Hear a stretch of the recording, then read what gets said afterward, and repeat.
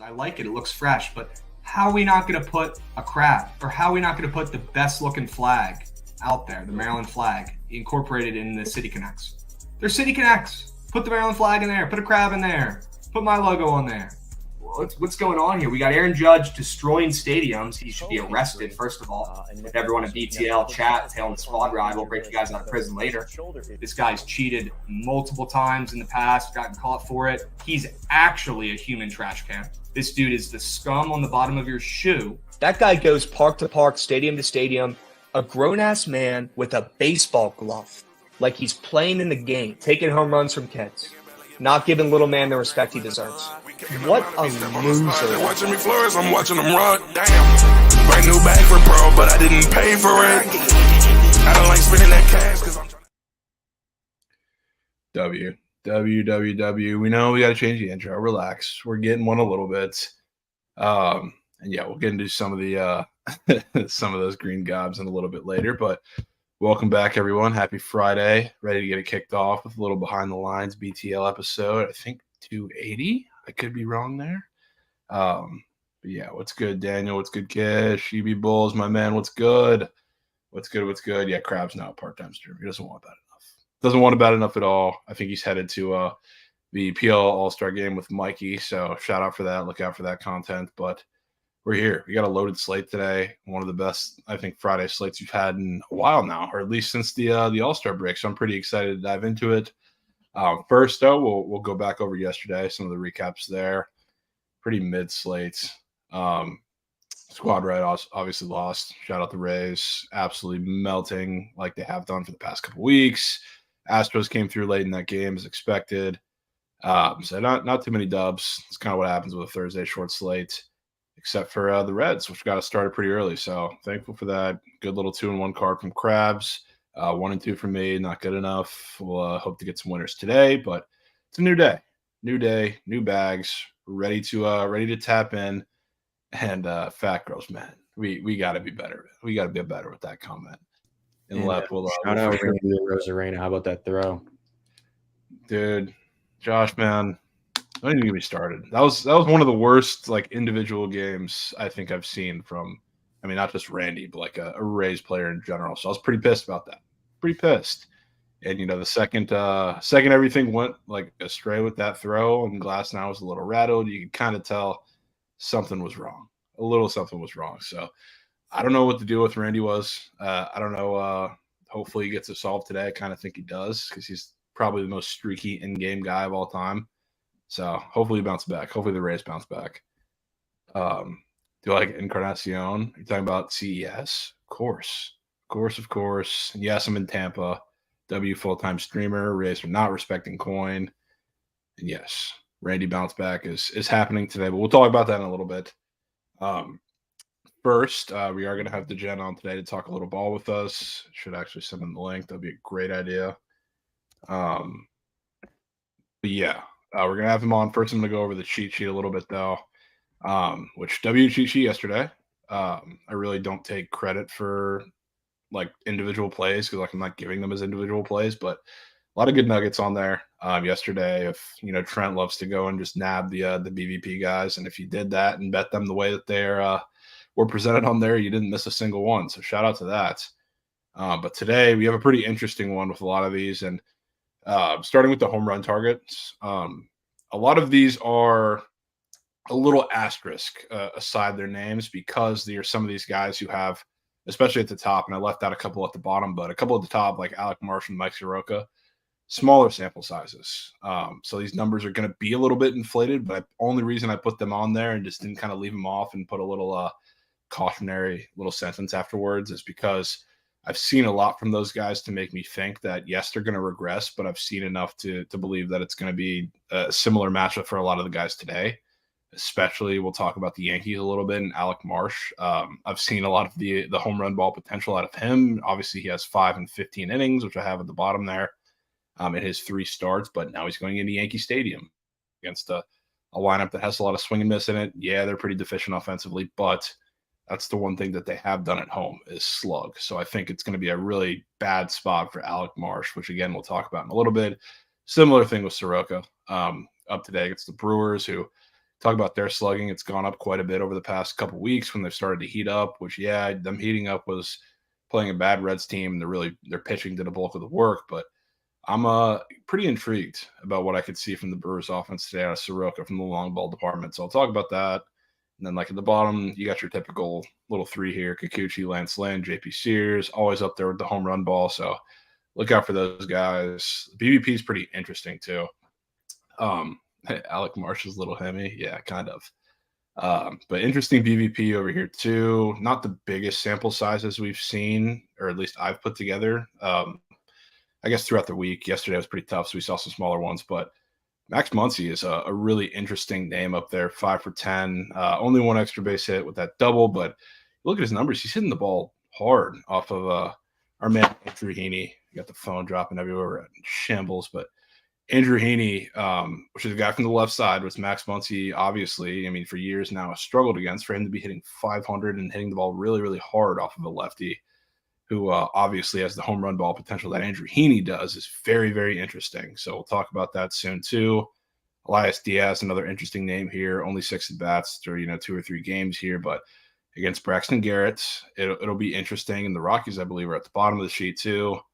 We got 2 guys who really struggled in Vasquez and Albies. Randy, good numbers against Bradish, good numbers against a lot of the pitchers and Baltimore in general because he usually owns them outside of yesterday. So I'm going back to it. You can go down to the bottom, Josh. A red series feels like a bunch of overs again. I don't mind it.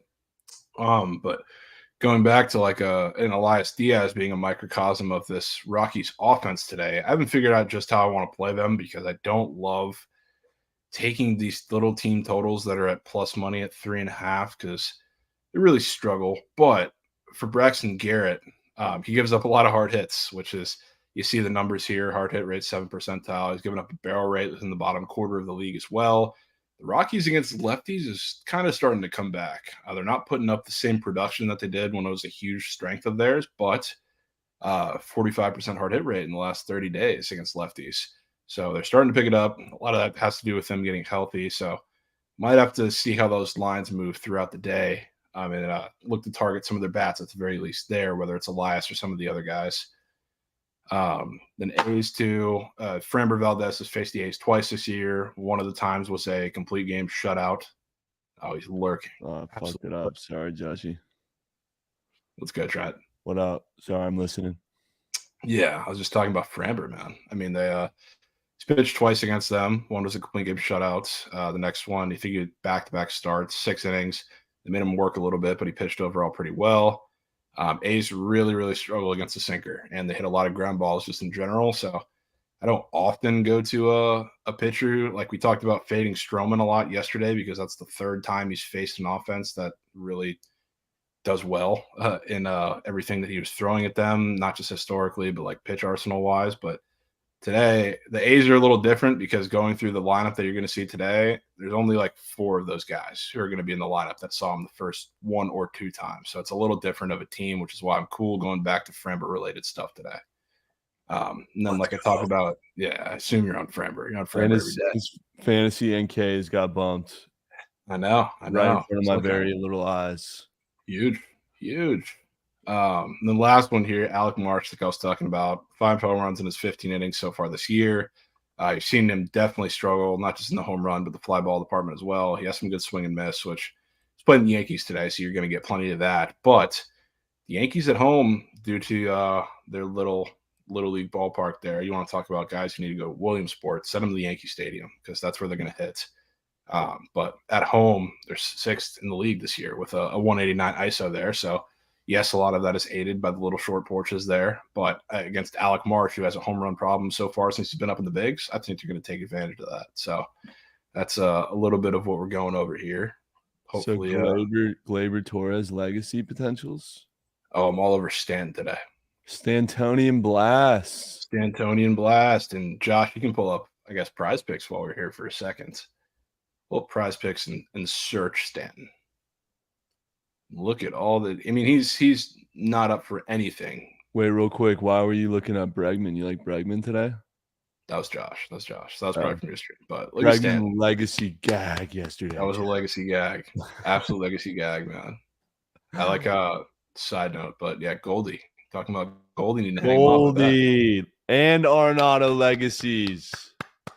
Yeah, yesterday you still won't take the half total base guys that I tell you to take. Dude, DeYoung was fucking air. Wait, what did he do? Because I thought he hit in the first inning, but it ended up being an error. I didn't even realize. Yeah, it was an error. He hit a nuke. I bet. Unreal. But yeah, Stanton, wherever that went, he's not regularly up for. Not like he's never up for any single prop, but he's not regularly up for one single prop. And the fact that he's up for a run, hit run RBI, fantasy score, and for the first time he's in one of those little hit run RBI combos, which whenever somebody's been in there for the first time, it's been pretty interesting. So I'm all in on a Stantonian Blast today. That's what I want. Blast. That is what I'm going after there. But okay. Thoughts on Luis Arias today against whoever's pitching for the Rockies? Lambert or some shit? Lambert? Yeah, well, he's just going to be an opener. I haven't seen what they plan to do piggyback-wise, if it's going to be Chase Anderson or whatever it may be. But yeah, I can't really ever tell you no against any non-strikeout artist that he's going to face, especially when you have like a pretty long outing from a bulk guy or a Rockies bullpen. Okay. We got a big series, Doyers, Rangers. Thoughts on Seager against Gonsolin today? I mean, I love that whole lineup against Gonsolin today. Let's go. Yeah, this is like it's one of those where I have like a lot of trouble picking a Rangers bat because I think you look at like how they all match up collectively over. Yeah, I'll like the over. So I don't mind the over. There's going to be runs there. But up and down throughout that lineup, like they all kill everything that Gonsolin is going to give them. And then we have, the obvious like look at the game. Dodgers are opening minus 120-ish. Now the Rangers are minus 125. So I don't want to fade the Dodgers very much in like the next couple of weeks because they're starting to look like the Dodgers. But I might today. And yeah, I think you can get away with, I know you want to spam goats, just period. I wouldn't mind doing it in this game. Mookie has the launch codes, huh, Phils? Yeah, he just might. Seager only has got more than one hit out of the last 8. Element G, Seager's still dialed in, man. He's so dialed. You know who's going to dial in today in this game? Chris Taylor. I just got off the phone with Chemist. He said the exact same thing. He's going to the game. Yeah, I mean, he's up for half a base today. He's destroyed lefties. I mean, a little more at the beginning of the year, but really all year. And I just don't know how I can get myself to not take that half a base. Him and Johnny DeLuca's up there too. I don't mean to interrupt your plan if you had more shit to talk about, but no, you're good. You can milk for a little bit. We got the Gen coming on in a couple minutes, so you got time. You got time. All right. I was looking at the highest total on the board, and it's in Cincy, of course. You got a goat in that game? I don't have a goat just yet because I don't think we have all that much up. I know, what was it? Holy Howitzers was in chat talking about Friedel. I don't know where he's going to hit or if he's going to really hit in that game. But we'll see. I don't mind that. It's just I don't know where he's going to slot in the lineup, so it's a little different. But certainly like the Reds, I'll tell you that. The D-backs just took. I mean, it was one of their probably most impressive series wins all year, taking the series from the Braves, even though they choked after the Gallon perfect game mid yesterday. They're damn near like 2-3 innings from a sweep. But against the Braves, they come in now and they're underdogs in Great American Ballpark against Ben Lively, and the Reds, I think, are starting to heat up again, obviously, in the last 2 games. But, overall, since the break, they've been pretty lackluster, even like the weekend before that. So, see Ben Lively hanging minus 120, minus 125. I think the Reds are quite certainly going to score. Yeah. How's Corbin Carroll's matchup? Pretty solid. As much as I don't like to say that. Which he's up for bases today, which he usually is in kind of high run scoring games, but it also definitely means something. If I'm going to target a guy against Ben Lively, it's going to have to be a lefty because that's where he gives up the most hard hit balls, the highest slugging percentage, the highest everything for power, pretty much. So like I would prefer if they had like a real power lefty, but they really don't. But Corbin Carroll, if he could take advantage of that, I wouldn't mind it. Wow. Love to hear that. So far, super good. Satsu, great start. Fat Girls, you were pretty close to calling it, but not quite. It's actually Seager, Arias, Carroll, Tucker, Ohtani K's Framber Fantasies. Of course. Yeah. Of course. Speaking of Ohtani, thoughts on him tonight? Hitting or pitching? Pitching. Yeah, I mean, pitching, I like him. I was initially a little scared because this total did get up to 8.5, but now it's back down. So, I mean, I can't really say I have any problems with him on the mound against the Pirates. Doesn't match up all that poorly against them. Nobody really ever does. And yeah, that's facts. Facts, free flyer. Yeah, but I'll tell you, he scares me a little bit in the hitting department, which is why I asked. Except for a 9 fantasy score, but only that 1.5 hits, runs, and RBI, which I haven't seen that in a while. But I will say a lot of the GOATs, when they're up for that, have been paying recently. Like Goldie's been up for it a couple times. Saw Bregman up for it last night. A lot of the big name guys, like it looks a little sketch, but I've started leaning into it because they've just been hitting. So I don't mind taking that for Ohtani. If you want to take that one of the few times that you can against a rat piss offense or a rat piss pitching staff, whatever you want to call it. But yeah, I think I don't mind the little square spot for him today, but it's minus 180 down from like 210 already. Yeah, that's like the last whack. couple hours. It's a little scary. Little scary. Before we pull up the gen, Josh, you pull up how green of a god Ohtani is offensively. Fantasy score. Shit's unreal. Oh, yeah. Even without a hit or a stolen base, he turns green. It's insane. Yeah. It's absolutely insane. Look at how green that gob is, chat. Lord. Yeah, you will never catch me taking that. I'll say that much. Well, shit, dude. That actually kind of scares me. Not hearing that the line is dropped. It can't be good for his Ks. Probably not. Not. Maybe it could be good for his Ks. Or what do you have? Ks or fantasy score? Ks. Maybe you could strike out quite a few and just kill a couple Turks. He's been known to do that. And the Pirates are definitely very strikeout prone, especially from the right side. So I wouldn't mind that. Sticking with that. Well, we got the gen in here, so W's. Appreciate it. Gens. We'll be C's. Yep. Super goats free. There we go. Josh, you can scroll back up to the top. We're probably going to start up there. But the gen, you ready? Let him come on. Tap him in. Sorry, I just scarfed down a turkey wrap, and then I had to. I need an afternoon snack, so I had some peanut M&Ms in my teeth. I'm just going to chew a piece of gum real quick to clean it out. How are you? Dude, doing great. Peanut M&Ms. Got to respect it. A little midday snack. I'm a big snack guy. Feel that. But yeah, we're not going to talk about the Rays piss that occurred last night. Saw you you got into enough of that earlier this morning, but I'm pretty excited about the slate. I know you're talking about it. You got pretty deep into it too. Pretty nice one, especially after yesterday. That was pretty piss poor. So I do want to start with any of the series prices that may have caught your eye through this weekend, because I have maybe one which is kind of related to a game that we talked about today. But I want to hear what you got. So the first one that jumps out to me is the Padres minus 155 in Detroit. Is that I don't know what you guys have already talked about, so I apologize. Is that one that you've identified?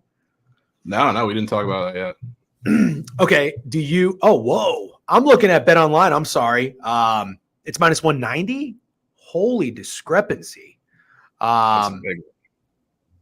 I mean, that's one of the biggest ones I've ever seen. Yeah, I haven't seen a difference like that. I'm looking at it right now. Minus 150. It was minus 150. It's minus 155. That is insane. Yeah. So I guess you shouldn't. I don't know. Sometimes I see these offshore books and their lines are more telling than the ones, FanDuel and DK. So I guess 190 doesn't really raise an eyebrow, but I thought today's game seemed really short. Seth Lugo's like only minus 140 against Reese Olson. I like the over. It's one of my favorite plays of the day. So I thought I would take a look at the series price. And I don't know. I mean, they just won a series against the Padres. Against the Blue Jays in Toronto. I know that the Tigers are 6-4 in their last 10, but my goodness, this one kind of raised my eyebrow at least. Yeah, it's definitely interesting too. Honestly, I think even that 190 might be a little weird, seeing them sub 200 with the respect or lack of that we've seen with these series prices against the Tigers recently. As bad as the Padres have been, it still is a little strange to me, even with the discrepancy there or whatever. So I'm down, and definitely we'll talk about that game in a second. Any others that you looked at? So before I thought that this was weird, it was the Reds series price against the Diamondbacks. I guess I wanted to ask you what the Giants price was, or rather what the Reds price was when they played the Giants, because if they were a favorite, then or like a really short dog, I guess maybe it's not as suspicious, but the Reds minus 145 against the Diamondbacks, like you had pointed out earlier, I think you talked about today's game, that the Diamondbacks are a dog after just winning a series in Atlanta, almost sweeping. They were up 5-1 in game 3. I mean, what a bounce back from them after Toronto. But I thought the Reds being there, I'm seeing minus 145. So I don't know what DraftKings has, but I thought that was pretty telling for me and has me favoring the Reds. Yep. And I mean, I'm obviously looking for a little red sprinklage whenever I can see it. But yeah, that's definitely the one that I identified there. Seeing minus 125 here. So even that is a little strange to me. The Giants series, that was a 4-game series. You're not really going to see a favorite unless it's like a severe respect for them. But the Reds were above plus 300 in that series to win. Right. So the Giants were like plus 125, plus 130, somewhere around there, which is seemed like a little respect for the Giants at the time. And the Reds kind of salvaged a split. You can kind of tell, usually outside of like the one Brewer series where they were favored at home by a good margin, they rarely get respect on series lines. So I was really shocked to see this, especially, I mean, myself included, kind of thinking the D-backs are starting to play a lot better ball and not slip into that rut that a young team usually does at this point. And to see this and obviously what's going on with the game today definitely gave me some hope. Maybe the boys are back. Yeah, and then the last the other one, not saying I can play it, but maybe it, I guess leads into me wanting to get involved game by game. But the heaviest favorite out of all of them on this book are the Marlins minus 325 against the Rockies. I thought that was pretty high, and maybe it's justified, but the Marlins have been really bad. I know the Rockies aren't good. I totally get it. They're one of the bottom feeders. But when you've got, the Yankees and the Royals, they're another heavy favorite, but the Angels are only minus 240 against the Pirates. I don't know. I thought the Marlins being over minus 300 to win a series against anyone with how they're playing was interesting to me. Yeah, that's fair. I will say I kind of just discount every price of the Rockies on the road just because they really very often, yeah, you'll see pretty much anybody who's not the Royals or A's is probably going to be minus 250 plus at the very least against them. But maybe a little bit of respect. You could be right. I think the game, the price today, honestly, is a little fat too, which I was surprised to see. So maybe they bounce back. I'm still selling the Marlins though. The run line records of these teams is fascinating to me because the Rockies are 21-26 on the road to the run line, which isn't terrible given how bad they are. But the Marlins are 22-26 at home on the run line. So, I mean, they're not covering that 1.5. So their games are tight, 50% of the time. So, man, minus 325 seemed pretty steep in my opinion. Yeah, the Marlins quite literally only play 1-run games, win or lose. It's crazy. If you're taking a Marlins run line or any play in that game involving a run line, it better be somebody plus 1.5. I'll tell you. Yeah, it's like the Rays last year. They just would never beat anybody by exactly. Yeah, if you more. were taking the Rays run line last year, you were a bad better. Call it what it is. So from not hitting. So yeah, those are some interesting series prices. I also always like starting Monday and Friday, or I guess like the occasional Tuesday, Thursday series that begin then, talking about those. So we have kind of a framework for the series, especially I guess Friday's going into the weekend, of course. We're not here to talk about game by game, but let's get into the slate here. Let's get into the slate. Yeah, good look by you, by the way. I think that's awesome to pull up the series prices because they are. I think there's something to be looked at. I don't know anybody else that's doing that, so good call. Yeah, definitely a little indicative sometimes of how the series go. Can start here because this is not a series that starts today, but a really interesting one. I think got the Cards going on the road against the Cubs last night. Targeted them against Marcus Stroman, who they'd seen quite a few times already, played really into their strengths of their offense, and they destroyed him. Now, coming back today, I will say my initial prowess of this would be, all right, the Cubs are going to bounce back. Jack Flaherty's a name that's floating around trade rumors. He's been pitching really well. And I look at some of the lines for this game, and it concerns me just a little bit. We're talking about props. We look on Prize Picks. Flaherty's fantasy score 4 points higher. You look at just the book lines, earned run props severely skewed towards Jack Flaherty, but that's kind of where my head's at in this game. I don't know where you stand. I don't want to take a side. I do think that the Cardinals are figuring something out, 8-2 in their last 10, and I don't really want to fade them. I was trying to get cute and contrarian and backing them when they had short lines earlier in the season. kind of felt like I learned my lesson and said, I'm just done with the Cardinals. And of course, when you hop off is finally when they start figuring out and putting some wins together. Their lineup's been really good. The offense seems to be clicking. I mean, so are the Cubs. The Cubs are 8-1-1 in their last 10 to the over. So, and yesterday was 7-2. With Flaherty and Steele, I feel like the obvious play is the under. Yet, I guess maybe it's not because Steele hasn't been that good in his past 2 starts. But Flaherty has. He's been pretty solid. So my baseball brain and don't overthink it play would be first 5 under. And I think I initially texted you this was one of my favorites, but that had only been after I went through like 5 games on the board. But I think I've decided I'm just going to stay off because anytime I take a play that makes sense for whatever reason, it just doesn't hit. I think it's a low-scoring game, and I agree with you. It seems too obvious for Justin Steele. He's so trendy. He's got to be like one of the, at least within this community, maybe Jake Hazen's to blame for that, but he feels like he's one of the trendier pitchers that's not like, was he an all-star? He was an all-star, wasn't he? Oh, he's pretty fucking good. Okay, never mind. Then he deserves it, I guess. But yeah, really trendy, really obvious in my opinion. I don't want to fade the Cardinals though, so I would go with both guys dealing in first 5 under would be my play. Fair enough. And Josh, go to the pitchers props while we're talking about this. But I know you talked about kind of not wanting to. You got busy with the Cardinals in sharp spots earlier in the season. Where are you at right now? Are you buying them yet? Or are you still staying off? Me or Josh? You. Oh, well, I mean, I respect them enough to not bet against them, but I don't want to take them today. I feel like the time to take them in the series was yesterday, and you guys nailed that. Was that your squad ride? It wasn't. Probably should have been. Oh, it wasn't. Okay. Hindsight's 2020, but yeah, sure. we're on that one on the side there. But yeah, I mean these odds really raised an eyebrow to me. I know Jack Flaherty's been good, you can say, but minus 250 or minus 150 to the under 2.5. While Steele's juice the over is pretty interesting. If you go to the record a win props, I know somebody mentioned that in chats. I think somebody sent me that too a little bit earlier.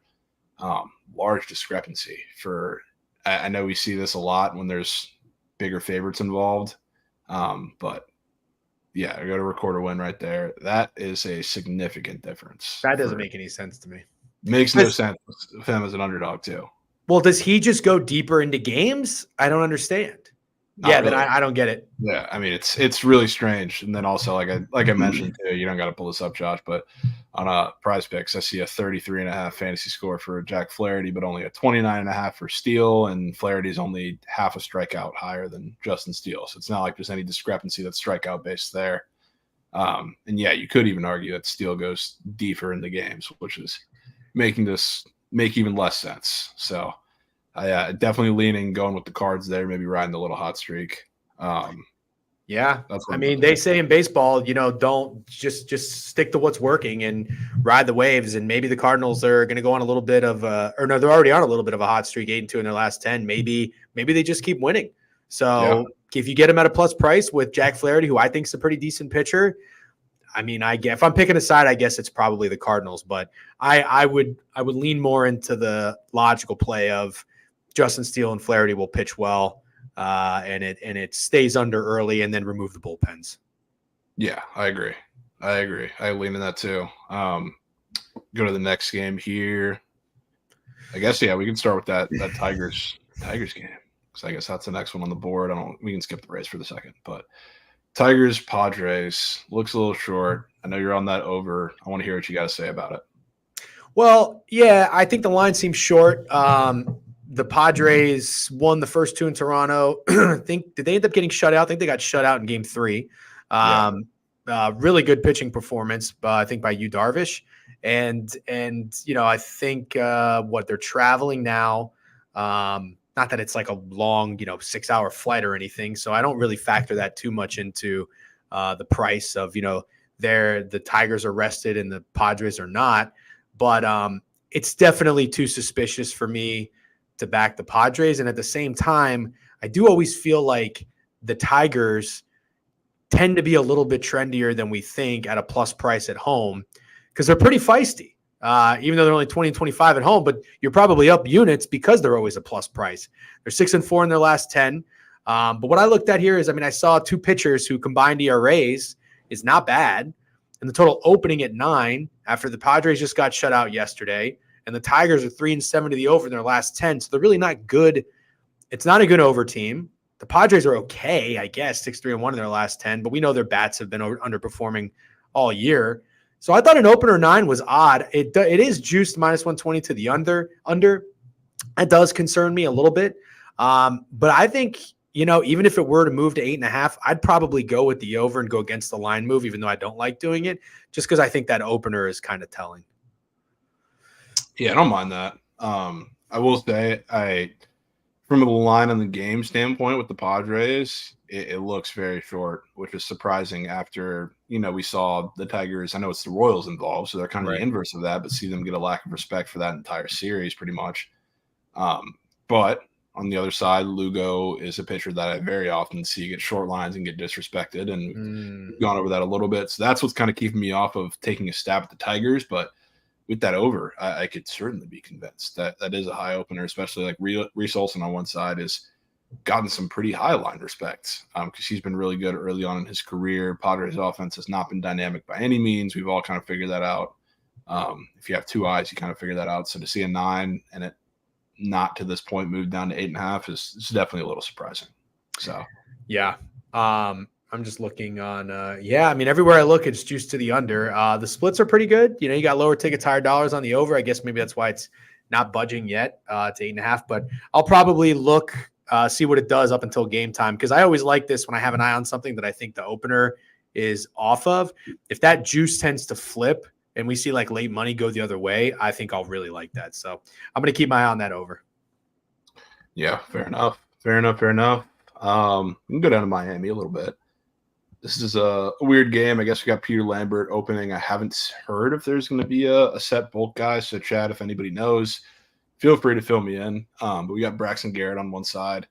I'm really monitoring this team total price for the Rockies. I mentioned it a little bit ago, but I don't love taking these little 3.5s for like plus 105, plus 110 because they have not been doing well. But I'm going to be monitoring that to see if it moves at all because Braxton Garrett is a guy who really struggles in the hard hit rate department, and the Rockies against lefties are starting to look like the Rockies against lefties that we talked about last year a little bit because they're getting healthy, whether it's Crone, whether it's Chris Bryant, whether it's Randall Grichuk kind of getting in the fold, leading the league in hard hit rate in the last 30 days against left-handed pitching, which, I looked over that today and I was kind of shocked that they sat there after the last couple of weeks, but it's where they are. And Braxton Garrett, like I said, struggles in the home run department. Even if he has a really good start, we're kind of betting on a singular bang there, whether it's from any of those guys that I mentioned or an Elias Diaz that was also on the little cheat sheet there. So it's the only reason why I'm not all in on the team total price outside of like the price itself, but it feels like we're betting on a singular bang because you're going to get a lot of swing and miss certainly from a lot of that Rockies lineup, but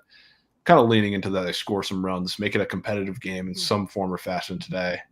Even if they don't do that for the rest of the series, I'm just a lot of question marks on their pitching staff. Mid-major Matt got a nugget in here. -240 fave, implied win, quality start, fantasy score oddly low. I know. I've seen that on Twitter a lot too. It's a lot of people's a lot of the plus EV guys PODs that Braxton fantasy score. The strikeouts just worry me if I'm fading that. But any thoughts on that game, Jen? I lean the Marlins. I think it's a lot of respect in the series and with Braxton, and I get it. It's the Rockies, but the Marlins have just been really bad lately. And they're I heard you guys talking about it briefly, and you're right. Like maybe they're a little bit fraudulent, and maybe we're overperforming. And they've had some really impressive wins in series. Sweeping the Red Sox in Boston, I feel like was I don't necessarily know that was fluky. I just think they're going through a little bit of a rut, and I always feel like these inferior teams are such perfect get-right opponents. But yeah, I don't know. I'm looking at Braxton Garrett, like he hasn't made it, to the 6th inning in his last 4 games, and his last 3, 6 hits, 7 hits, 4 earned runs, 3 earned runs, 3 earned runs. Like he hasn't been that good. Now, granted, he's been going against pretty decent offenses. With the Cardinals have woken up in the Orioles. And I guess the Phillies were a lot better too 2 weeks ago. But I don't know, man.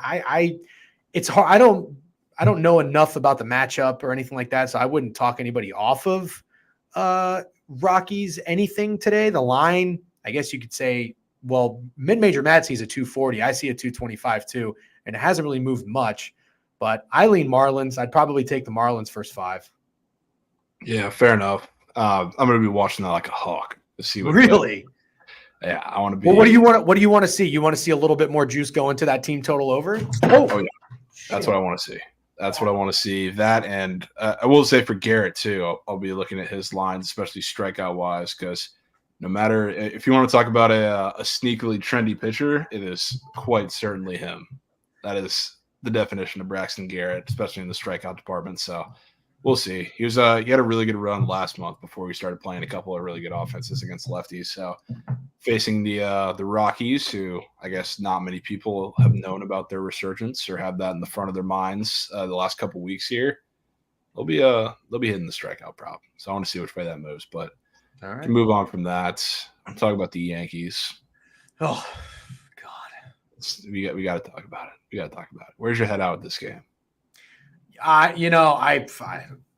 think the Yankees. I think the Yankees are bad, and it's going to go one of two ways, right? They either figure it out, get some wins. Again, I just said it. You got a good get right spot at home against the Royals, or they just continue to suck, and Brian Cashman, Alex Boone get canned, which they probably already should have been. So I don't know. I really don't know, but I think it's just something I don't want to get involved with at all. I would lean Yankees again. I don't really know what to think of the total. I don't know anything about Alec Marsh, 8.5. I mean, the Yankees bats are terrible. Are the Royals bats really that good on the road? Not really. Doesn't the under kind of make sense? But then you take a play that makes sense, it's baseball, you get kicked in the dick and it goes over. So I don't know. I would think Yankees coming back from West Coast trip, they got a day off. It's not a spot I particularly like the back teams, but you got to think on that plane ride, it's like the lowest of lows, and you just got to be determined to let's get back to New York. Let's figure it out. Let's find a rhythm against the Royals. That's all I got. That's all I can think of. So if I'm putting my money on this game, it's probably going to be on the Yankees. You and me both. I'm doing it. You're doing it. Yanks team total is hitting the card. No shit. What is it at? 4.5 for -125. See, that's crazy to me that it's -125. Yeah, Or does it make more sense because Alec Marsh is kind of a nobody? Yeah, I mean he's been up for what 3 starts so far this year. He's looked good, like strikeouts. He generates a lot of whiffs. Like he diced up the Rays for a little bit, but he gives up home runs. Which whenever the Yankees return home and they're in a little rut, they play a pitcher who gives up a lot of home runs.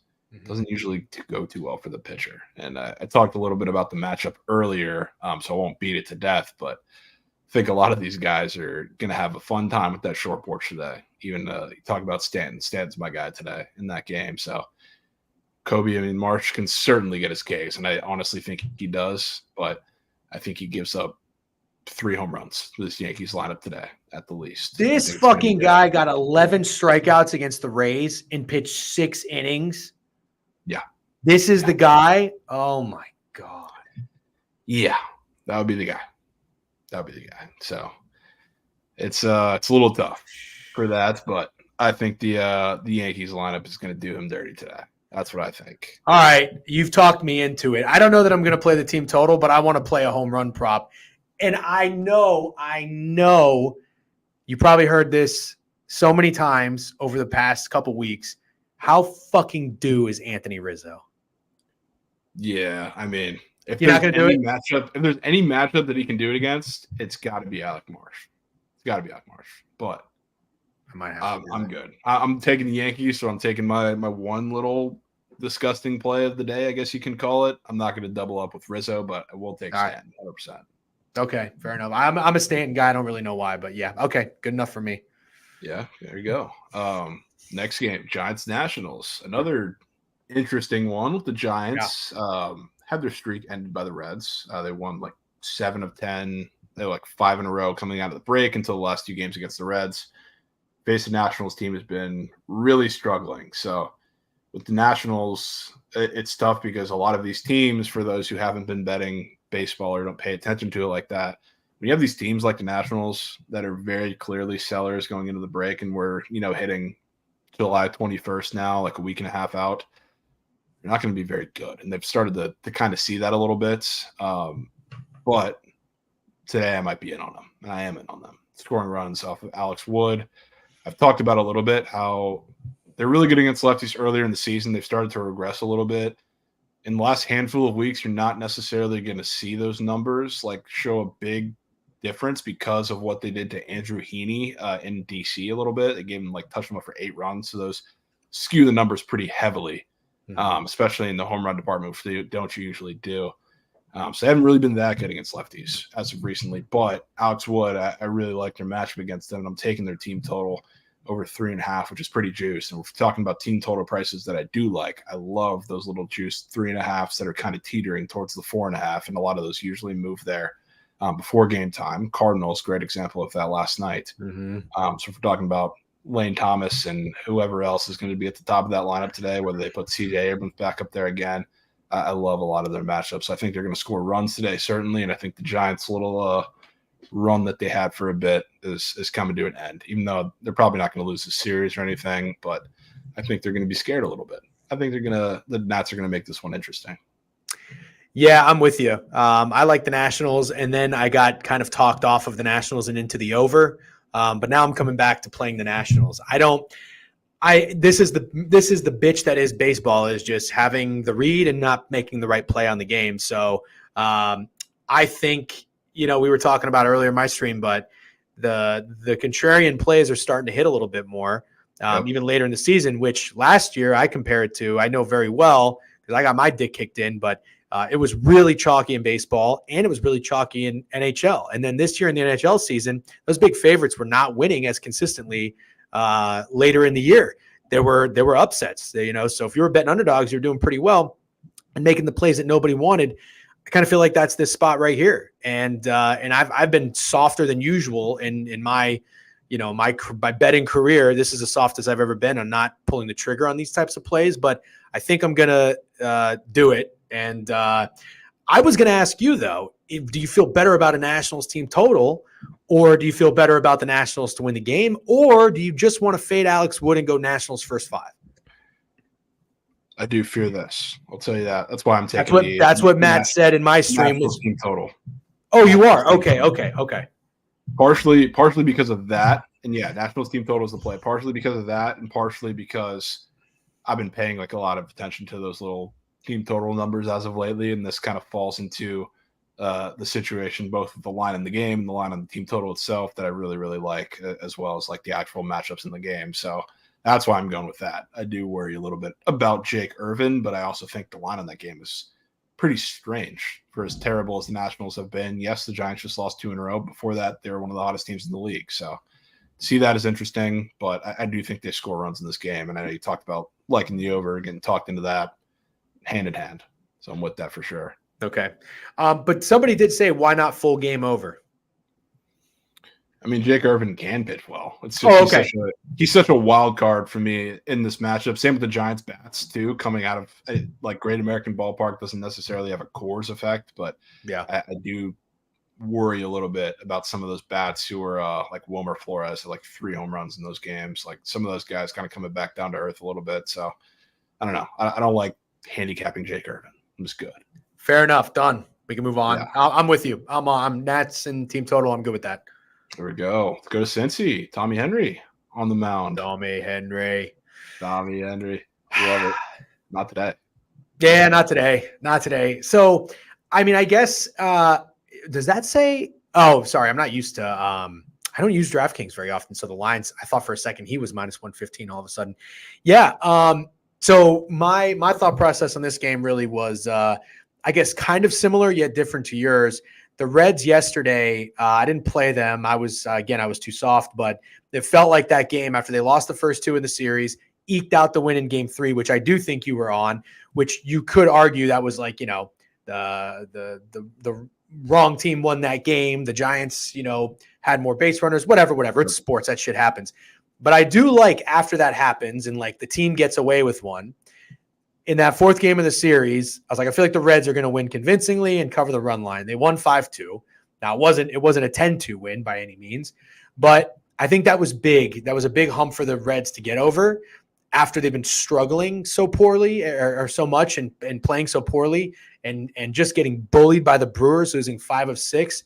I think that was big for them. I think they really needed that. So now the first game of the series with the Diamondbacks, after they just took one against the Braves, and you see this little line move to Ben Lively. I don't know much about Ben Lively. I do like Tommy Henry. I think it's a high total. I saw 10.5. Is it 10 now? Guess so. Okay. Well, yeah, that makes me think a little bit differently because I thought we were going to see a lot of runs from both sides, but I might just go with the Reds on the ML today. Are you taking it as well? Because you're nodding your head a lot, so I'm going to say yes. Yeah. Okay. I'm taking the Reds today.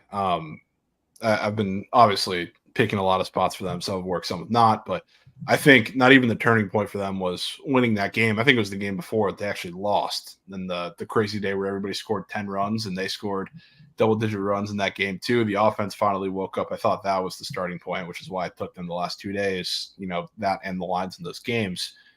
So today, like, series price on the game is very similar to what we see in this series. I mean, D-backs are coming off a crazy series that they almost swept against the Braves. You got their underdogs in the series and underdogs in the game. Ben Lively's actually been really, really good for them lately, which I attribute that a little bit to him pitching twice against the Brewers, once against, I think, the Royals, and once against the Rockies. So he hasn't faced like the greatest competition, but I do think the Reds offense is going to continue to wake up here too. And their best split is not any longer lefties. It's actually kind of a weird lineup they're rolling out today, which I kind of like, but he's starting to get hot. And it's kind of like how I said the Reds offense didn't necessarily wake up from winning a game. They woke up from a good performance and losing. It's kind of how I feel about Ellie right now, because the last 2 days he has been smoking baseballs. Like the little 3-2 game, the first game the Reds won, he had like 300 plus off the bat that all went right into somebody's glove. Yesterday he finally got on the board with a hit, a lot better ABs overall, still smoking the ball. I think this series is when you're going to see him kind of go back to normal a little bit and start finding some holes here. And he usually really struggled against left-handed pitching. He still kind of does, but during his little slump, best ABs have been against from the right side against left-handed pitching. So I wonder if today's the day to finally get him going. And a lot of the guys like Encarnacion Strand are going to be in the lineup today, and they're better split too. So I think we see runs, but I think we're going to get a little flash of them maybe early, and then the pitchers kind of settle in, hopefully more from Ben Lively than Tommy Henry, and Reds eke it out. I love it. Yeah, I'm in on the Reds. I just hope they don't lose like 9-8, and I wish I'm kicking myself that I just took their bats over. Real quick, though, Espresso Bets made a comment. I just want to run it by you. DK has Henry hits allowed only 5.5. He's usually always 5.5, but it is juiced to the over -190. Why don't you think it's set at 5.5? I guess that's a pretty good question and nugget to bring up. I don't particularly know. Maybe it's because the Reds offense has been so lackluster lately. Yeah, I mean, that's probably what I would attribute it to. I mean, that would be if anything. I couldn't really tell you. I don't think it's that far off with as bad as the Reds. All right, I'm in on the Reds. I'm putting it on my board too because it's not already. Yeah, there you go. Slide it to the board. And while we talk about that, I think I got to go back through some of these comments a little bit. Valdez, Framber got bumped up again. I'd love to see that. Thank you, Mr. Wager. Trent's losing. Reds juice, Holy Howitzers. Where did you get Nats 3.5? It's on DK for 3.5, like -140, 45, something like that. And the Han's in the building. Beautiful, beautiful, beautiful, beautiful. Hi, Han. Next, send Randy to Waxahachie. Trent's muck bike, man. Get in the bin. Is that a picture of crap? Yeah. That PFP always geeks me, dude.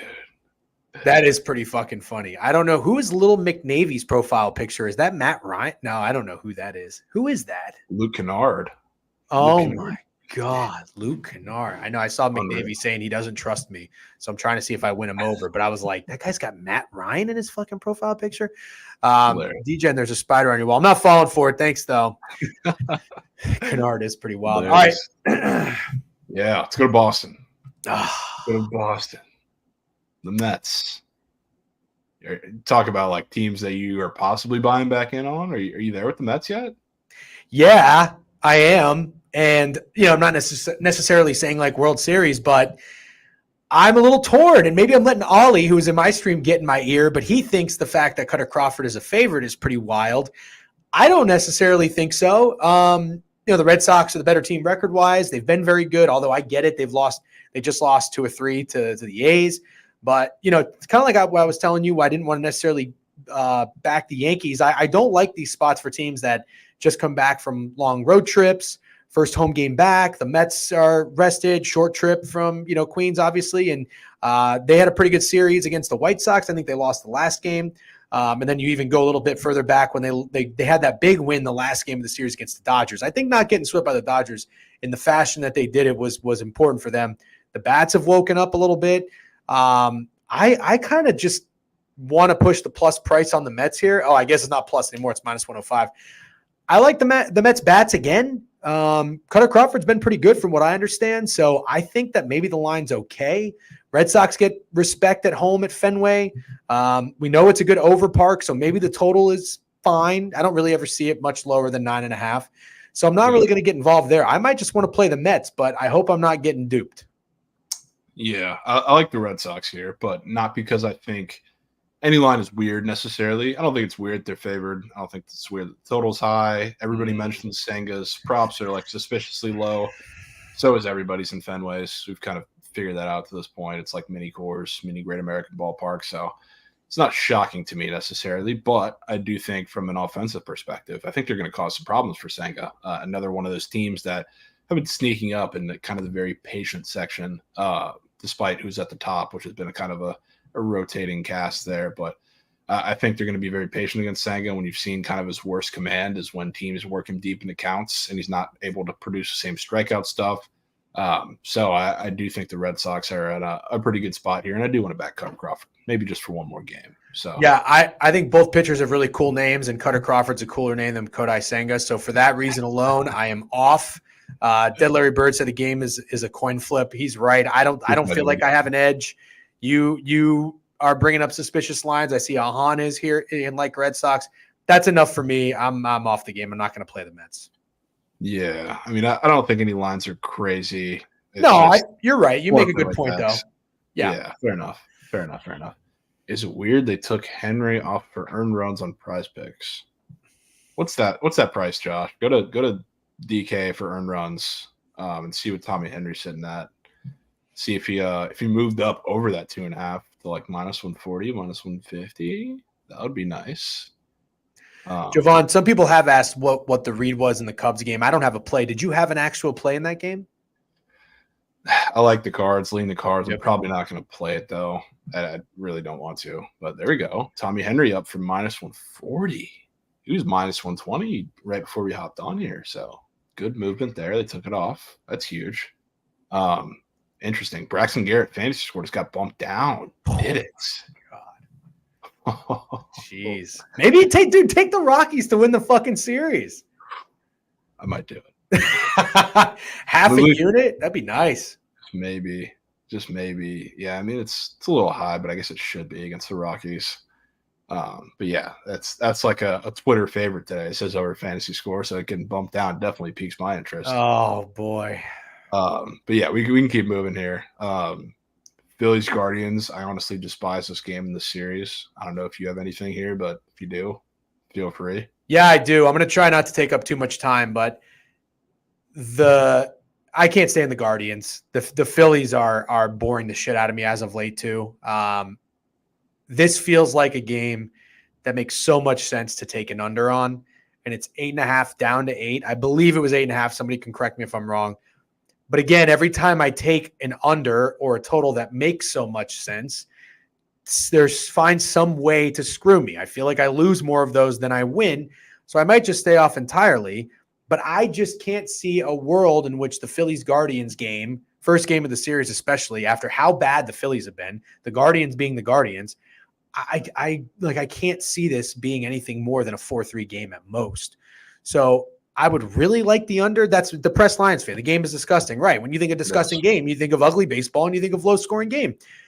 But watch, this game will be fucking 6-4 and I won't really know how to explain it. So I'm probably not going to play it, but I do like the under. Yeah, I don't mind that. I kind of lean Guards here, if anything. I think for as well as the Phillies have played to see, Gavin Williams, who's obviously a rookie pitcher who I think has a lot of promise, but still a rookie arm at the end of the day, sitting plus 100 here against one of the hottest offenses in the league, as poor as the Guardians have been at the plate. It's probably pretty interesting, but I'm not Yeah, confident point. enough to play that one. But I like this game a little better. Dodgers Rangers. Which Oh, we God. already talked about a little bit. I hope we're on the right side. I don't What feel are like we you? What are. are you going with on this game? Dude, I fucking love the Dodgers. Do you? Figured. I don't love it. I just love runs. Fuck. I love runs. I love runs. Okay, well, that's fine because I have Dodgers team total over. Okay, fair enough. Fair enough. Yeah, I been kind of preaching for the last week or so now, maybe even more than that. I think the Dodgers are starting to become that team, so I don't want to fade them all that often.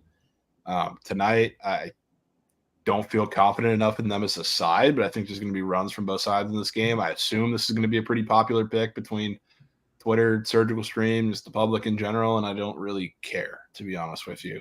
The line move for the Rangers is definitely what's scaring me off a little bit. Plus, I mean, I hate Tony Gonsolin. Don't want to back him. I don't think many people do. But I think there's just room for Turk Central in this game. So, I mean, Dodgers team total, I think you're in a pretty decent spot there.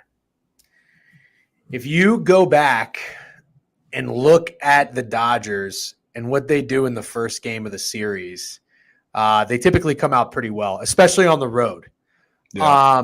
And if they don't come out, if they don't win, like I'm even looking back in May 18th, first game in St. Louis, they scored 8 runs. And they just did this, against Baltimore. First game of the series, they win 6-4. Then they, the first game against the Mets, they win 6-0. They score runs. They do tend to win. But you're right. If there's people I respect that like the Rangers, and not only that, and that line move to Andrew Heaney, who I don't like. I watched Andrew Heaney against the Rays, and I was like, man, this guy's actually kind of good. But then when I watch Andrew Heaney and he's getting hit, it's like so easy for me to change my mind and be like, Andrew Heaney sucks. I don't really know what to think about him. Yeah. I see Phil said revenge game. I didn't know Heaney used to be a Dodger. To me, when it's a team like the Dodgers, I would give the nod to the Dodgers instead of some schmuck named Andrew Heaney, personally. So, and I like Tony Gonsolin. I don't know why. I'm not gonna. I was way off on saying Urias. I like Urias too, and I was way off on saying Urias was gonna pitch a gem in Baltimore. That didn't fucking happen. But yeah, okay. You guys like the Rangers. I respect that. I just think the Dodgers score, so I'm gonna play the Dodgers team total. Yeah, I don't mind that at all. Okay. Like from a baseball side of things too, like like from the line perspective, like the 40-cent move scares me a little bit. It's around there. That's like, how much of a movement that the Rangers are seeing, 40 cents? Yeah, I mean, that's what I saw. I saw the Dodgers almost in the same spot a little bit last night, which is scaring me. Wow. They're getting that big of a move with, I know Andrew Heaney came off. I think he pitched well against the Guardians last time out, but the start before that was the disaster class against the Nationals, that was one of the worst starts I think I've seen from a starting pitcher all season. You want to know one thing, though? I do love this. If you go to Action Network, the app, and you go to picks, and it shows you who everyone's on, you probably can't see my phone. Oh, no. These are all the Action Network guys, all the smart guys. Now, listen, I respect smart guys. I know people, whether it's through Twitter or just friends of mine that are smart in every sport. When they align on one side, it feels like it doesn't happen. It doesn't hit that often. I'm not talking you off the Rangers. You got your reasons. I don't want to play the Rangers. Okay, you're just going to play the over. Yeah, I just want to play the over, which I can only assume a lot of people do today, but I'm going to bite the bullet on that public spot today. I think I'm gonna ladder the shit out of the Dodgers runs. Really? Yes. I think they're gonna score 9 minimum. Do you have a guy for the Dodgers today? See, that's the thing. I don't know the guys on the Dodgers that well, but I fear almost all of them. Well, not so much anymore. I'm thinking like vintage Dodgers, but Chris Taylor, when he hit that grand slam against the Orioles, I almost bought a Chris Taylor jersey. And I love Will Smith too. I think maybe because the Rays have never had a really good catcher. Like I always get like a hard on for catchers, like Buster Posey was the guy. So I really like Will Smith. Mookie is fucking, I would bet all of them. I might parlay every single one of them to get a hit.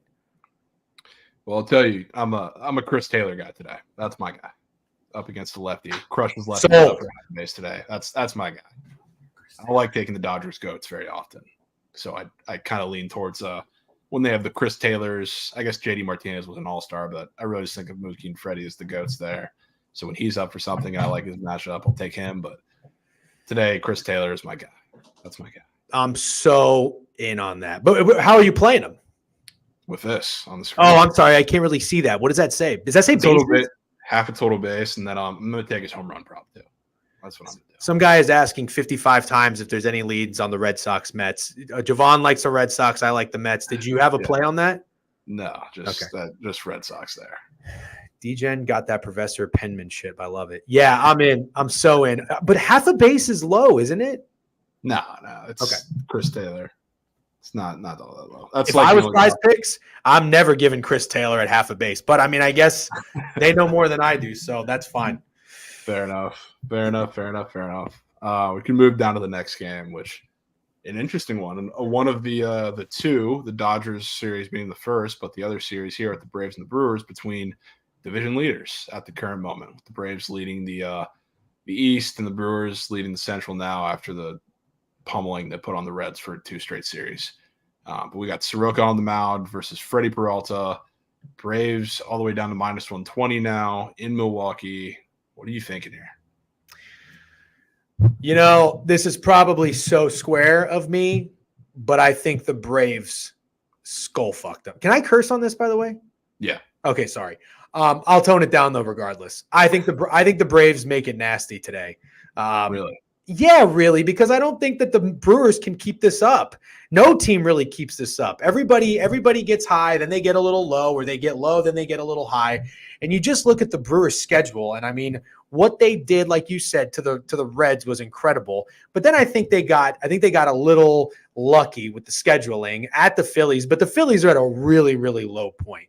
So a grueling 6-game series. It sounds funny to say grueling against the Reds, but the Reds were one of the most fun, hottest teams in baseball, and it's a divisional opponent that really meant something. They do own them, though. That's the thing with those series. Like, over the last couple of years, the Reds have gotten destroyed by them every single game. It's just like it's like the Rays and Yankees used to be with the Orioles. So fair enough. Good point. I know Freddie Peralta is a trendy pitcher, and I know Michael Soroka is not. And this reminds me of when the Braves played the Rangers, first game of the series too. And the Rangers, this was earlier in the season, the Rangers were just starting to get pretty hot. People were starting to buy in. And the Braves had Charlie Morton pitching. And now Charlie Morton has been pretty consistent. I think he's won some people over. But at this time, he was like the least popular pitcher in their rotation. So everybody thought they were getting cute. And they're like, I'm not going to Bobby Charlie Morton. I'm going to go with the Rangers. And the Braves did what the Braves do, and they won. And I think they won convincingly. Those are kind of the vibes I'm getting here. I don't know anything about Michael Soroka, but I will say, I mean, there's money clearly hitting the Brewers. If you look at the splits, the Braves are public. So, you know, I could be, like I said, I'm probably doing what everybody's doing and I'm pulling up a chair to the Squares table, which I never eat at. So instead of playing the Braves, I might just play the over or the team total over. Yeah, I don't mind that. I don't mind the over in this game because I really don't think it's that square of you to take the Braves today, if I'm being honest. I think that's what I think. Yeah, Freddie Peralta is a pretty, good, but also, yes, trendy pitcher because of what he's been able to do here the last handful of weeks and really all the season. And Soroka, he's coming back from injury over the past handful of weeks, and he hasn't been very good. So it's I wouldn't say the line is insane, but there's definitely a little tax there when you're talking about the starting pitching matchup. And the Brewers have been on a really big run here, and they're playing at home.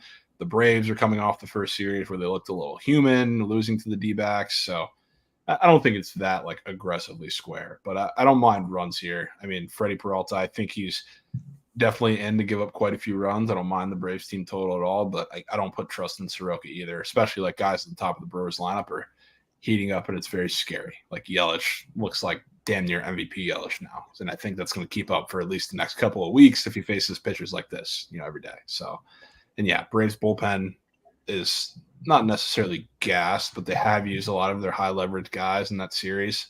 So I wouldn't be surprised if we see a lot of runs early and late, I guess you could say too.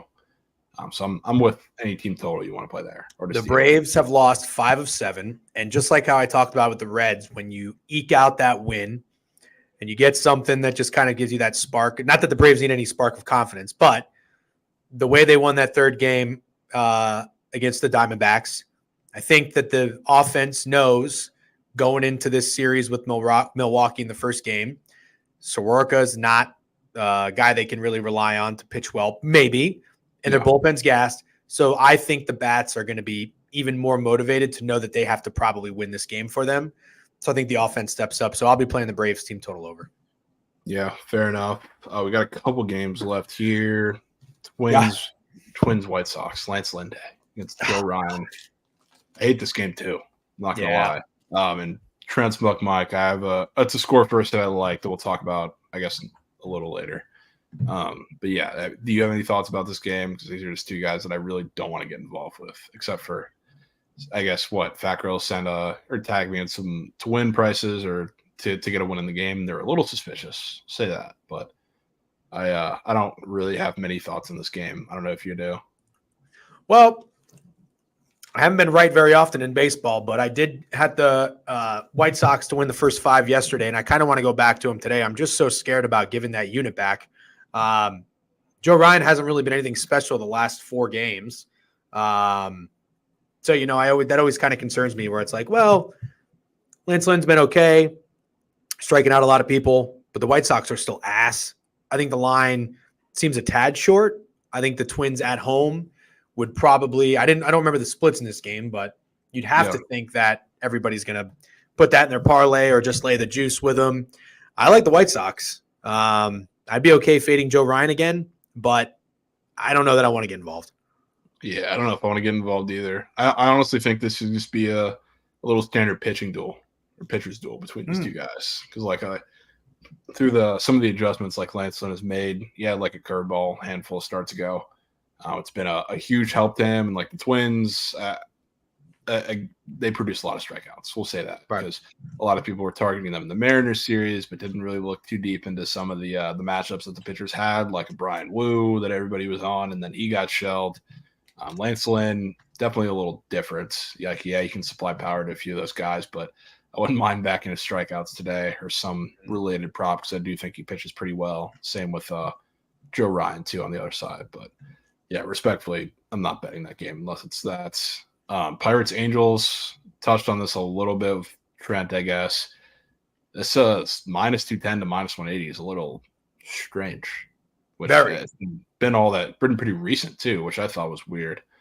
So I was kind of initially in the headspace that this was just going to be a destroy game for the Angels with Shohei on the mound, and maybe they don't necessarily deal with their bats, but I think he would pitch pretty well and kind of hold down the Pirates. But getting second thoughts now.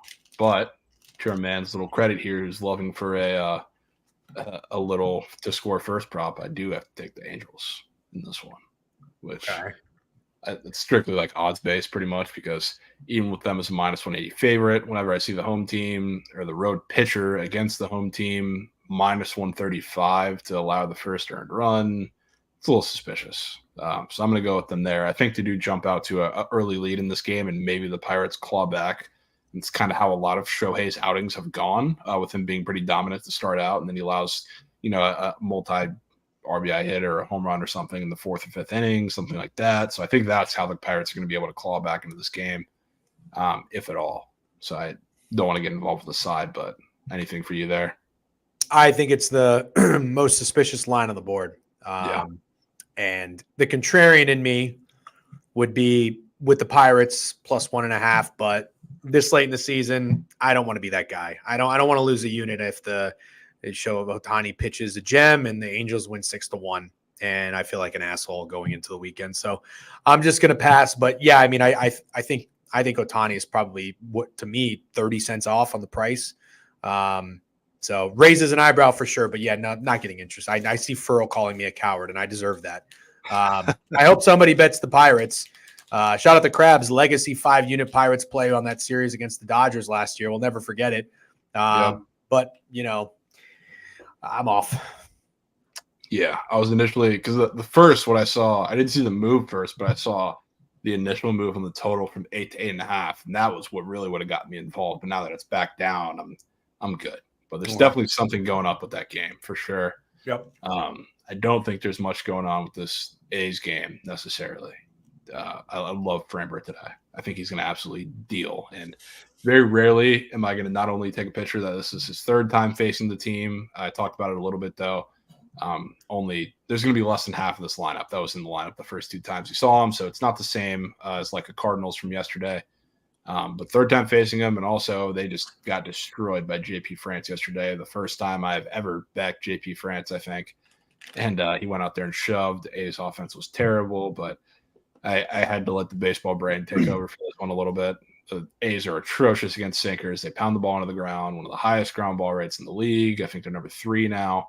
And Framber, he's dominated them twice. A lot of the guys are not the same guys, but they're actually guys with higher ground ball rates, and they struggle against the sinker a little more, who are in the lineup now. So I think he's going to have a really good outing. Astros bullpen also really, really rested, so maybe you don't get the length that you want out of him necessarily to go over like his pitching outs, which are 18.5. I wouldn't be surprised if he just deals through 6 and you get your props that way through the fantasy score or the strikeouts, but I think he's going to dominate today. That's what I think. Yeah, I mean, I got nothing against it. You should take him to throw a complete game. Well, the problem is he already did that against the A's this season. No. I mean, again, would this is the most obvious under, in my opinion. Yesterday was 3-1. I don't see in a world that it goes over 7.5 runs, but somehow it'll find its way there. Maybe the Astros win 8-0. I don't know, but yeah, I'm totally with it. Yeah, I think it's like maybe an Astros. They destroy the bullpen pretty late. Give it like a 6-1, or I guess you need 7-1, something like that. Yeah. Last game of the board, and then we'll circle back to the Rays for a minute or two. Jays Mariners, Kikuchi, Bryce Miller. I like Kikuchi. I like some late night Kikuchi. Wow.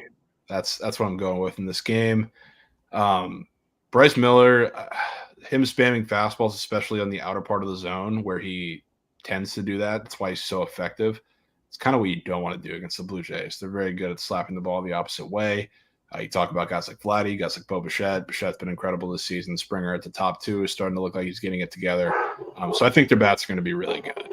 So that's what I got here. Dogs are barking because the Jays are about to be barking. I mean, that's a fucking sign.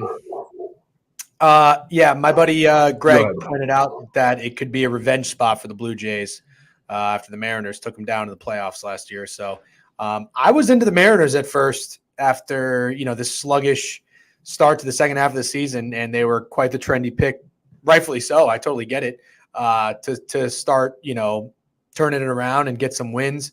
But I think you may have convinced me. Yeah, if there's some sort of baseball logic or angle to like Kikuchi and not like Bryce Miller, I can always back the Blue Jays because I think that's a team that's going to excel in the second half of the season. And I look back last year, and Kikuchi pointed out too, they've done this last 3 years, I guess. Last year, they were 8 games over 500 going into the break. They ended 22 games over 500. Like the Blue Jays, I think, are going to win more games than they lose in the second half of the year. And they just lost a series to the Padres. So I think they could bounce back in Seattle. But I would have to admit the first lean I had in this game were the Mariners, but I think I've been talked off of it. Yeah, I mean, I can see why. I think on first impression, for as well the Jays have been playing, I kind of discount the Padres series. I just think that was a weird series, but I'm buying into them the second half of the season. I guess to see them, as a dog here initially, that kind of surprised me at first, more than I looked into it, not so much. But yeah, I lean a little Jays there. I think Kikuchi's going to be pretty good tonight. We can circle back to the Rays, talk about the Rays. Talk about what you like tonight, because I don't have the guts to do it, but I say that as I'm taking Randy props. Randy props? Oh, yeah. You know why listen, I'm not against backing a guy after one of the worst performances he may have ever had in his career. 4 strikeouts. Awful. And not just like your typical strikeouts. I mean, like Javi Baez. Oh, terrible. Yeah, like I don't want to be here anymore. Strikeouts.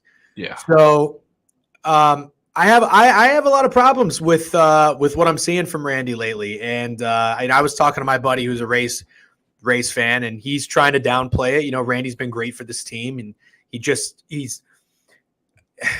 maybe he's played a little too much baseball. He was phenomenal in what is that called, where the World teams. Baseball Classic. World Baseball Classic. Yeah, I wanted to say the World Series. You know what I mean? Yeah. It shouldn't be called the World Series. That's confusing. Anyways, he's played a lot of baseball, and then he just had the home run derby, and then he had the All-Star game. Maybe he needs a whole series off. Maybe he needs a week off. I don't know, but something's up with Randy. So if you're pretty good about trying not to catch the falling knife. I'm surprised. That's why I was surprised to hear you say that. I just think there might legitimately be some deep-rooted issues with Randy having this superstar success and seeing the Rays pay Wander, and maybe just already thinking in his head, like, I'm out of here. I don't know. Or he's just gassed. Something's up, and I don't like it. I don't want to go anywhere near it, but I do like the Rays bats today for other reasons, but I'll let you rebuttal on the Randy prop. Yeah, well, the thing with Randy, like, people are acting like he's been terrible for like weeks now. Like, he's been really, really good since the break outside of yesterday. So, like, Okay. he is a very streaky hitter, but he's also a very streaky, like, in-game player. So, like, he's going to have a game where he's terrible like yesterday. He's not going to have games that bad all the time, but, like, he's going to be terrible if he starts off with, like, a defensive, mental lapse in the field. He's going to come through and look terrible at the plate. But you talk about the game the next day, he's done this plenty of times. He can have performances where he's going to go out 3-hit games. So, like, on a game-to-game basis, he's a very streaky hitter, especially you do forget who he's facing. He's facing the Orioles, and he's facing Kyle Bradish, who not only has he seen a couple times, but very rarely do I see a guy who's gotten the consistent exit velocity that he has against a pitcher. And I know it was like 8 at-bats. He's like 3 for 8, 2 nukes off of him, even the ones that didn't go over the fence. Very consistently hit hard. So I'm betting on him to bounce back. That's what I want to do. I think the Rays do too, but I'm going to let them have that one from a ML and team total standpoint. But I think there's a reason we're seeing Randy more juiced than some of the other guys in the lineup, that he has not currently been more juiced than today after the worst game of his career, I would say. You going to take him to hit a home run? Home run and hits, runs, RBI. I guess that's not on PP, but on the books. I'm going to take that. Maybe a little total basis too for those who need to play it. But I'm mad they don't have him up on Prize Picks. Something is definitely happening with him today. I mean, if Randy's going to have a legacy game, he's going to have a legacy game. So you might as well take him to hit 2 home runs. Yeah, might as well. Might as well. This Look, is the Orioles. I hope you're right, man. And I trust your baseball brain and how you can read the odds. So I really, really hope you're right. My thinking of why I would actually buy the Rays bats and offense is really from what I watched the game last night. And from what I've seen from the Rays in this really rough stretch has been like some really lost plate appearances where the batter, whoever's up there just isn't seeing the pitch well. It's lazy at bats, starting with Jose Siri too, who I think is leading the team in home runs. But I saw some really good later in the game. I saw some great at bats. Luke Raley, Siri bounced back big time, and even Taylor Walls. I mean, Taylor Walls going 2 for 3 was huge. But for a while, it was really upsetting because it felt like the Guardians playoff series where, Randy, Yandy, and our top guys looked like they didn't want to be there, and we're getting picked up from the bottom of the lineup. And that's what happened early in the game. I think Mejia had the first RBI. But you know what? Like, we had good at bats. We made really good contact. I know Luke Raley had the fucking 109 exit velo off the bat right to the fucking shortstop. But we win that game if it's not for that awful inning and that blunder, I think, in the outfield. Which let Gunnar get to third, brought the infield in. You had the blooper over him. That was a disaster. So I'm not gonna worry too much about that. I really hope the team comes out and responds. The pitching has been awesome. At least we can have that, lean on that for confidence sake. But yeah, there's a lot of suspicious squares. I don't know if Twizzy is in here, but he pointed out a lot of things that I'm sure you've already noticed. The ERA square is up for Bradish. He's been excellent his last 6 starts. I think Eflin bounces back. I think the Rays win. I'm not even just being biased. And I don't necessarily like the over, but I do like the Rays bats today. I think that's a good not get right spot, but I think they are improving. Like, they hit rock bottom. I saw some progress, even though we struggled for 3 runs. We got guys on base. We made good contact. I think there's a little bit of a breakthrough today. A little bit. I'm not saying they're scoring 20, but a little bit of a breakthrough. Yeah, and I want to talk about this for a second, but first we need to get the squad ride votes going. Your favorite plays, if you had to pick 1 or 2, what are they? Chris Taylor. No, I like the Dodgers. I like the Dodgers team total. What do you think would be more fun for the squad? Would it be the Rays team total over the Dodgers team total over the Reds money line? Well, I'm definitely voting for, not voting for, but putting the Reds money line in there from a source of my place. We can put Reds money line in there, Dodgers team total in there. We need 5, so you don't have to be too picky. Okay. Yeah, so I mean, I like that. Rays team total, you can put it in there too. Probably not going to get the votes, but it's hitting. It's green. What else do we have? Yankees team total, probably another one that's not getting votes, but it's also hitting. I don't want to keep doing team totals, but I really like the Nationals. Yeah, I mean, shit, might as well. I really like the Nationals team total. We'll go with that, Josh. Reds money line, Nationals team total over, Rays team total over, Yankees team total over. Wow. And Dodgers team total over. Yeah, let's see who the favorite is between that. Yeah, that's interesting. I mean, I can only assume you're not going to get much love from the Rays and Yanks just because of the state that they're in right now. But Dodgers, Reds, and Nationals might be an interesting little race there. But Jay's money line. This guy said Jay's money line. That can be a late tuck-in piece. Okay, fair enough. We'll go Thanks. with 5. Now I'm confident in the D-backs. That's not nice. Grand salami with all the overs. Yep, there we go. But yeah, for the Rays, dude, I have a weird feeling about this series. Not necessarily that they're going to come out and be fantastic, but you know what series this feels like to me? This feels like the Giants. Like, it's not this is a divisional series, so it's a little different, but it feels like the Giants-Reds 4-game series where you're betting on somebody to bounce back in the series. You don't see it initially, but they're going to salvage it at some point and maybe salvage a 2-2 series there. That's what this feels like to me. So I'm hoping it doesn't play out like that and we get a win tonight, so we're not down 2-0 in the series and have to come back from that point. But I think they're going to pull out something today. Yeah, I could see that. I could see us still finding a way to lose like 6-5. I could see that. And hey, I mean, if we score 5 runs, that would almost be the Red Series to a T. Them scoring a bunch of runs, losing a close game, but what they show in that game would invigorate them for the coming games. I'm telling you, Javon. Well, there's 2 things that I took away from last night too, like off the field stuff. But Shane McClanahan looked like he was carefree on the sideline, which I love because he's pitching on Saturday. But, like the way that things are going for the team, you don't want to see him look upset and like it's affecting them. He was having a grand old fucking time. He was joking around with Brandon Lau. So he looked loose. So I really think he's going to pitch well on Saturday. I think he feels confident. He's not nervous at all that the Orioles are in town. And I am upset with Kevin Cash. One of the first things he did in his press conference was defend Brandon Lau and like just try to compliment him on a great play. I just think that Brandon Lau is just not a guy that needs to be in this everyday lineup.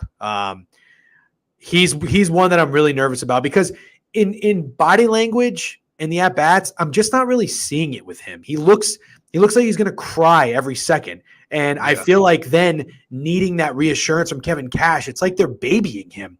And for what? Because 2 years ago, he hit, 35 home runs or whatever it was and was our best hitter. That's fucking great. But it's been almost 3 years now, and he's just not that good. So I don't know how much more time we can give this guy, but it's really frustrating to see him continuously in the lineup and in the batter's box. Yeah, 100%. He needs to get traded at this point. That's what I think. He needs to go to like Kansas City or somewhere really nice and pleasant. I don't know how pleasant Kansas City is, but there's really not much expectations, and let him revive his career somewhere else, but not on a team like the Rays who have the potential to really make a run and win something. He's not clutch. He doesn't have that killer in him. He looks like he's going to fucking cry and piss his pants every 2 seconds. Yeah, we need something from him. Looks like Reds won the squad ride. I'm surprised Did they? Team Totals didn't get many votes. Team totals I thought were the sharpest ones out of that bunch, but we're men of the people here. So we're going with the Reds money line today. Tommy Henry on the bump for the D-backs. Snakes coming in fat and happy after a really nice series win against the Braves, but they're dogs today. So let's hope that Ben Lively shoves Reds offense wakes up or continues to do so at the very least. Heading into Great American Ballpark, I feel good about them today. That lineup is doing some things to me. Like they're spamming this right now. Unreal. What are they spamming? Oh yeah, I know. Yes. Ben. Fully aware. Ben. And we have the hardest schedule. It's not good. You do 100%. So let's hope they can start closing the gap again here. But appreciate you coming on. Didn't have time to tap into we were planning to talk a little bit of Goat Whale, NFL's future squares, but we'll have you back on at some point for that. We'll talk about that. Appreciate you coming on, though. Reminder, everybody in chat, Vintage Spaces tonight. We're doing it just like we did a lot last year. We've had, the Just Baseball competition during that time slot. Most days don't have it today. So we're going to craft a little PP slip there, A-team, B-team, none of that, but we're going to craft a slip in the spaces with a lot of the people coming through for that. Danny Mahoney, Oriole Squad Ride, get out of here, man. Get in the bed. Appreciate everybody coming in, tuning in for today. Crowd, part-time streamer, W's, bets. Trent, let's lock in and hit a super goats today, man. We're so close, but appreciate it, everybody. Thanks for